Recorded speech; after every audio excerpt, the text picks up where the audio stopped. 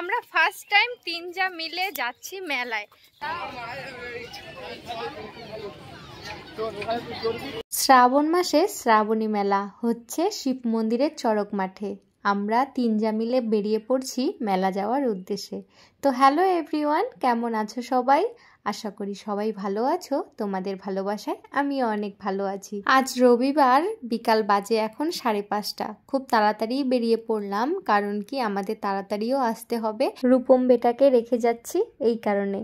যাই হোক, আমরা তো রেডি হয়ে বেরিয়ে পড়ছি। আগের দিন যাওয়ার কথা ছিল বড়দির আর আমার, কিন্তু আগের দিন যা বৃষ্টি ছিল এই কারণে আর যাওয়া হয়নি। আজকেও রেডি হয়ে বেরোলাম, তো আজকেও একটু ঝিরিঝিরি বৃষ্টি পড়ছে, তো একটু বৃষ্টিটা কমলো, বেরিয়ে পড়লাম। যাওয়ার আগে রিকুর কাছ থেকে টাকা নিয়ে নিলাম, আর এখন আমরা টোটোতে উঠে পড়ছি।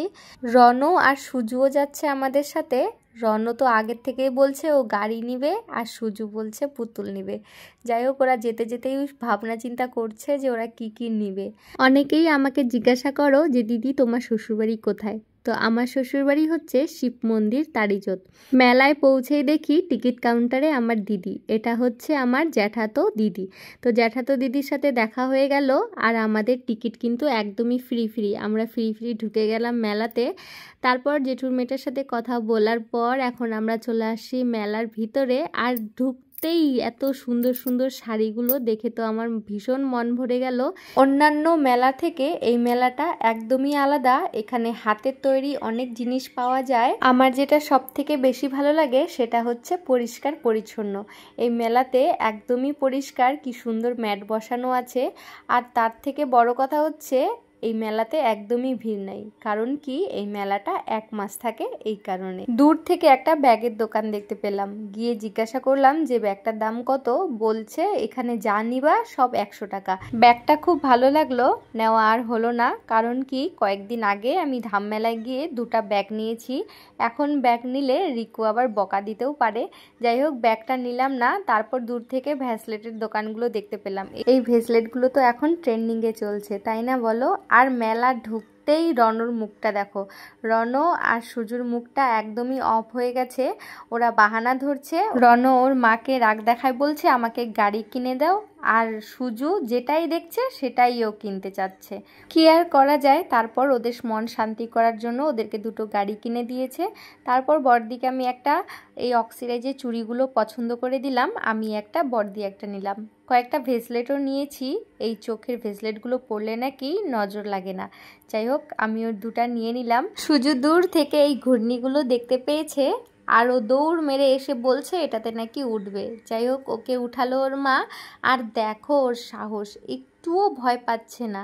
জানো, ছোটবেলায় আমি এগুলোতে উঠতে না খুব ভয় পেতাম। ওই দেখো কি সুন্দর ঘুরছে, আরও মুচকি মুচকি হাসছে। দেখো, একটুও ভয় নাই। বাপরে বাপ, দেখো কি সুন্দর করে ঘুরছে। আর ও একাই, পুরো ঘূর্ণিটাতে ও একাই ঘুরছে। ওকে ঘুরতে দেখে তো আমারই মাথা ঘুরছে।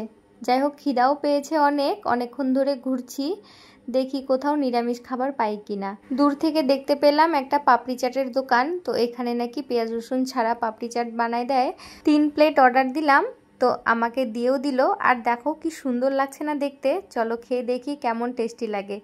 আর আমরা সবাই মিলে খাচ্ছি, আর সুজু ওদিকে এখনো ঘূর্ণিতে ঘুরেই যাচ্ছে। নামার তো নামই নিচ্ছে না। যাই হোক, ও ওইদিকে ঘুরতে থাক আর আমরা এদিকে খাইতে থাকি। ও যখন নামবে তখন ওকে খাওয়াবো। অনেক দিন পর এই পাপড়ি চাটটা খাচ্ছি, খুব সুন্দর লাগে খেতে আমার। যারা নিরামিষ খায় না তাদের উপর দিয়ে কাঁচা পেঁয়াজ দিয়ে দেয়। আমি যেহেতু নিরামিষ খাই এই কারণে কাঁচা পেঁয়াজটা দেয়নি।